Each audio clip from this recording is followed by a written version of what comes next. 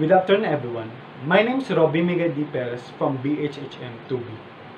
My topics that I'm going to discuss are the following. First, rights and duties of the parents, duties of the children.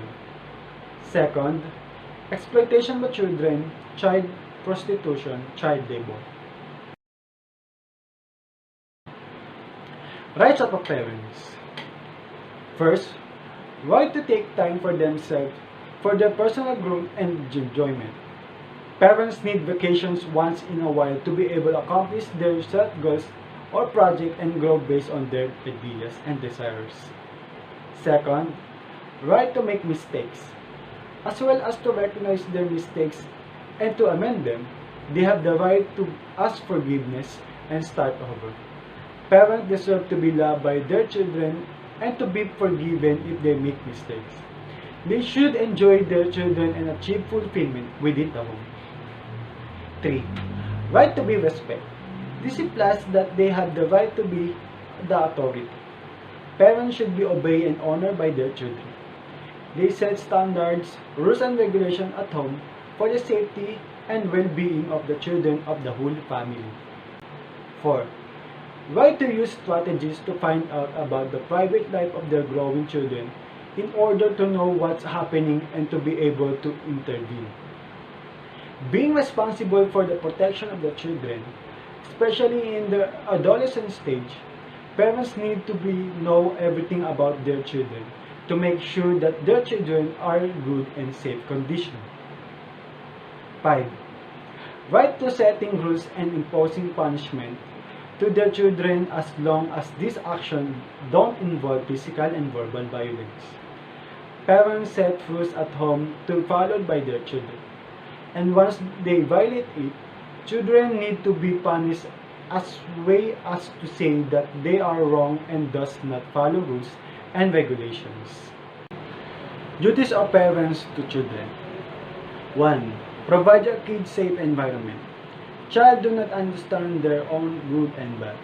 This is the parents' responsibility to protect them and teach them what environments are beneficial and what are harmful to them. The parents have to tell their children to whom they can talk and to whom they can't. This responsibility of the parents to teach their children how to talk with friends, elders, and strangers. The parents need to have an open conversation with their children so the children can discuss all topics and issues freely with their parents. Second, provide your kids basic needs. Home.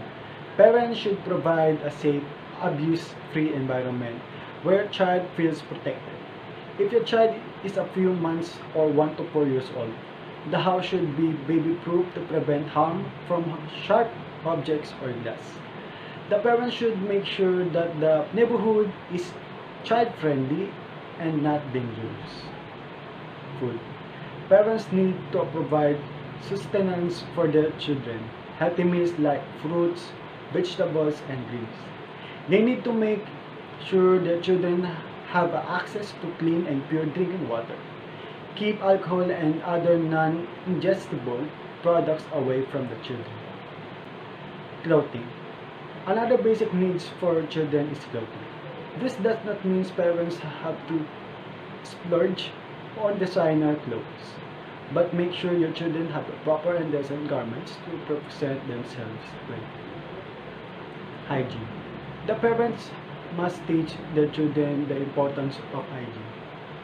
Make them have a bath daily, brush their teeth, clean themselves, and change their clothes regularly.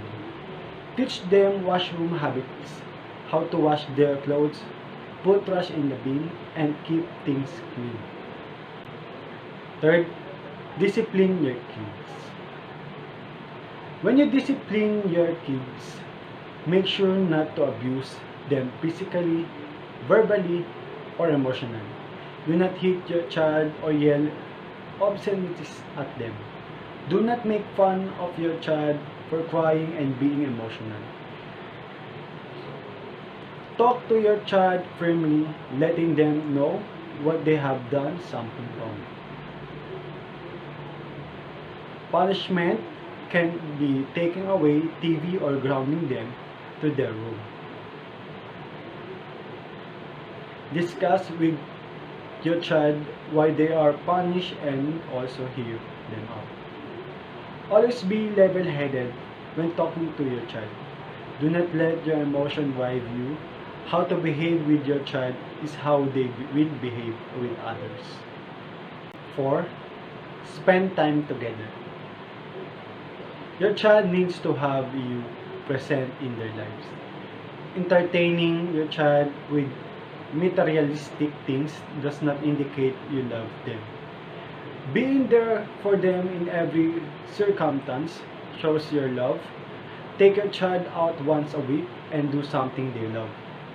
Build a hobby with your child. Your child needs to realize that they can always come to you for help, support, and advice whatever they are going through. 5. Respect the child. Do not talk to your child like they are dumb. Children are smart, and they understand things better than we give them credit for. You have to earn your child's respect, and they have to earn yours. Listen to your child when they are trying to tell you something. Never belittle their opinions. How you treat your child is what they remember about you, and in turn will treat others the same way. 6. Looking into the fact that the kid is happy. It is really good for the kids to be happy, but that doesn't mean that the decision of you make for the child must align to his demands, likes, and choices. There are times when kids are furious due to the limits set on the child, but parents must understand the restrictions are needed for the proper overall growth of the child.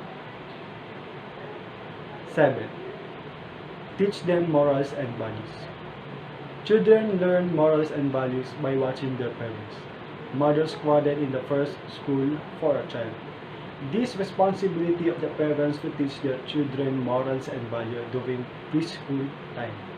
When they grow up, these morals and values will be their part of personality. Parents should need to teach their children honesty, generosity, respect for everyone, patience, compassion, responsibility, and forgiveness. 8. Be good role model for your child. Moreover, parents should be a good role model for their children. This means setting a good example and teach them the right values. It is important for parents to lead by example so that their children can learn how to behave responsibly.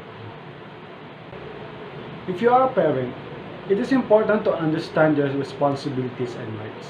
Remember that you are responsible for your children's care and welfare, and you should always act in their best interests. Parents have a duty to protect their children's rights until they are old enough to make their own way in the world. The authority to make decisions concerning and affecting the care, welfare, and proper development of the child is known as parental responsibility. It is important for parents to know their responsibilities and duties towards their children. By fulfilling this responsibility, they can help their children to grow up into responsible and happy adults. Duties of children to parents. First, children have the duties of honoring and respecting father and mother. This is, of course, the essence of the fifth commandment. Children are to show this honor in a respectful attitude toward their parents. They are to speak respectful to their parents. They are to listen to their parents when they are spoken to by turning in the direction of their parents with an open and receptive posture. Second, pay attention to them. As a children, we have to obey what our parents tell us. We do it since we are small because they always want the best for us, even though we sometimes think that is not so. Third, study. As we all know, our parents, since we are small, are working for many hours a day because we have the right to be something in life. That is to study. Therefore, we have the obligation to do it because once again, they want the best for us and they are giving us the opportunity to give the best of ourselves, and although we do not believe it. Not everyone is lucky enough to have access to decent and quality education. 4. Help at home. Our parents carry out many activities throughout the day, and there are even times when they cannot rest because they are overwhelmed with work. Our duty as a child is to help them in our tasks that are possible for us, such as in the household chores. 5. Love them. Father and mother, there is only one in life, and our duties as children is to love and love them with all being as they do with us. That is why we have demonstrate it a day by the day in everything we do. 6. It's a duty to children to consult their parents.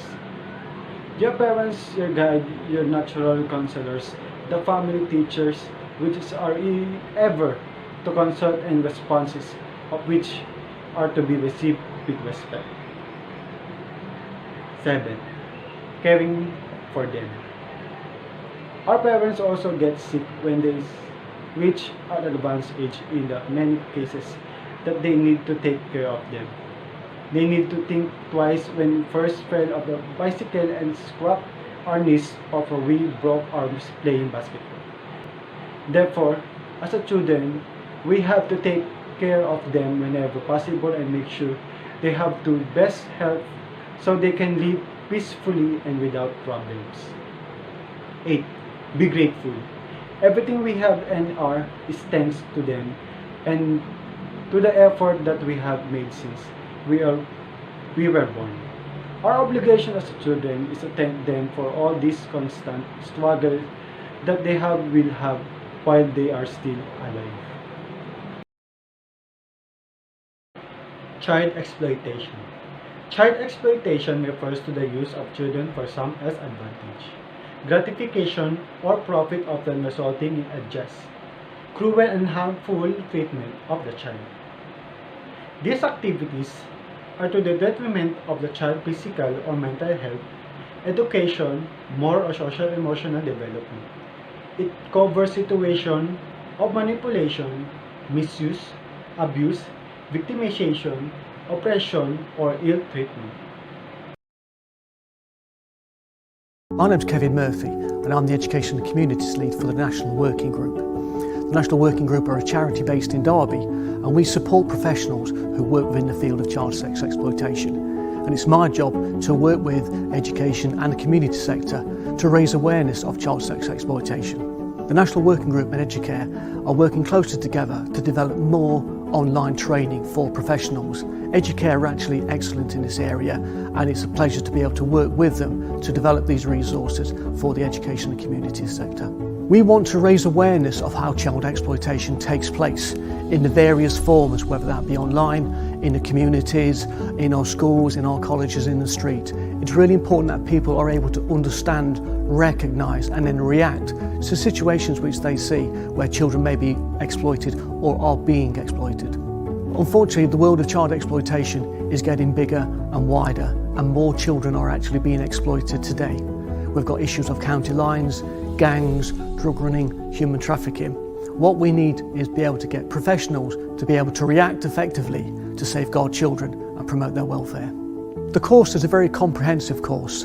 It'll cover all elements of child exploitation, which includes child sex exploitation, peer-and-peer abuse, human traffic, slavery, right through to gangs and organised crime groups.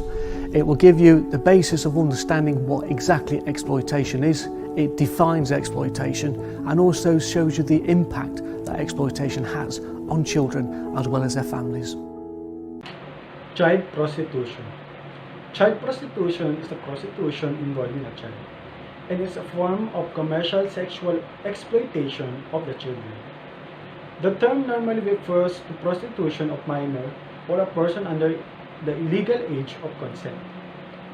In most jurisdictions, child prostitution is illegal as a part of general prohibition on prostitution. Child prostitution usually manifests in the form of sex trafficking, in which a child kidnapped or tricked into become involved in the sex trade, or survival sex, in which the child engage in sexual activities to procure basic essentials such as food and shelter. Prostitution of children is commonly associated with child pornography, and they often overlap. Some people travel to foreign countries to engage in the child sex tourism. Research suggests that there may be as many as 10 million children involved in prostitution worldwide.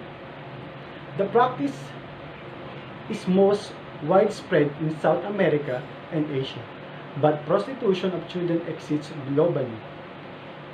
In undeveloped countries as well as developed, most of the children involved with prostitution are girls, despite an increase in the number of young boys in the trade. So, let's talk about the sexual exploitation of children, or, in simpler terms, children being encouraged to perform sexual acts in exchange for money or favors.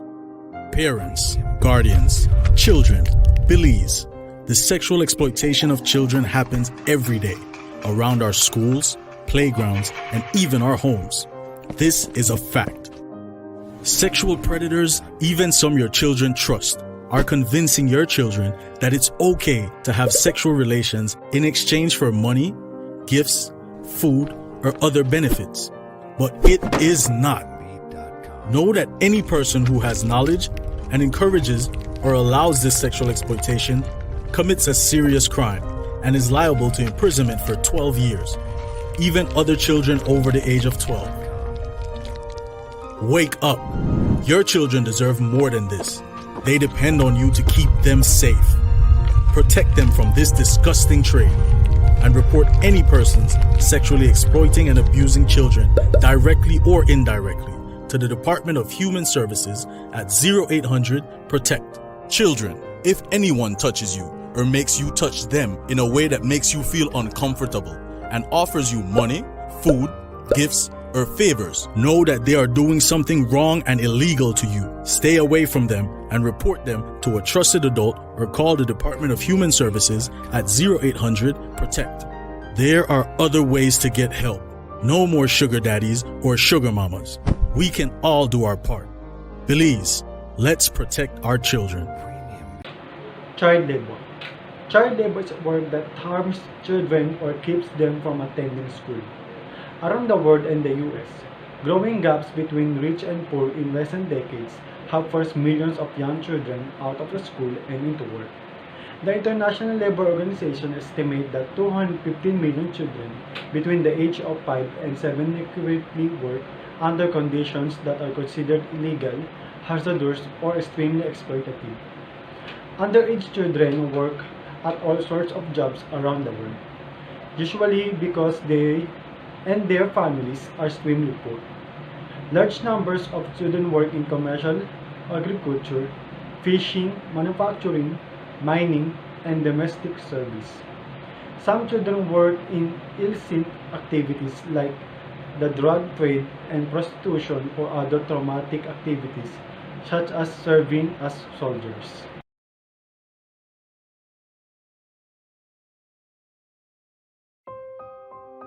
"215 million children are involved in child labour worldwide. More than 2/3 are between 5 and 14 years old. The Asia and Pacific region is home to the most underage workers, followed by Sub-Saharan Africa, then Latin America and the Caribbean. Most child labourers carry out unpaid duties for family members in agriculture. Accidents and the spread of disease are common and sometimes fatal due to the nature of the work and the machinery involved. Mining is a frequent and equally hazardous occupation, as children often carry heavy loads and work with explosive chemicals in unstable underground structures. Most girls work as domestic helpers. In Indonesia alone, there are thought to be nearly 700,000 working. Other, more sinister activities children get caught up in involve the sex and drug industries or armed conflict. The recruitment and enlistment of child soldiers is a war crime punishable before the International Criminal Court. However, tens of thousands of youngsters are still involved in fighting. According to the UN, the most important step in tackling child labour is to ensure free, compulsory and quality education.